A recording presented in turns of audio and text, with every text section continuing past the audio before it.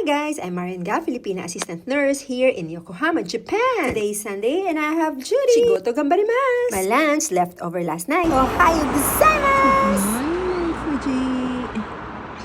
I can see you. Wow. So beautiful.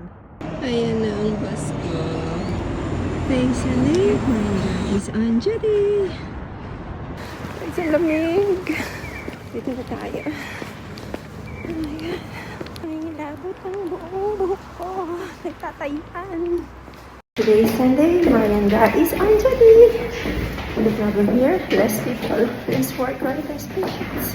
By the way, ito pala yung pinamigay ko ng Christmas sa mga coworkers ko. And take note, meron yung tongha or porse para hindi nila kinakamay. I really love this choco stick from the Philippines. And since Marian's not smoker, I really want to act or pretend like I'm smoking. Feeling ko kasi ang social-social. Pero sorry, hindi ko kaya. Not good for my health and my teeth. Staying healthy is the best. Guys, tingnan nyo naman ang mga na-receive kong regalo from my coworkers. Ang dami at ang sosyal. Thank you so much. Minasang domo arigato gozaimashita.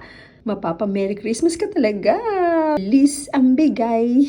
Feliz Navidad.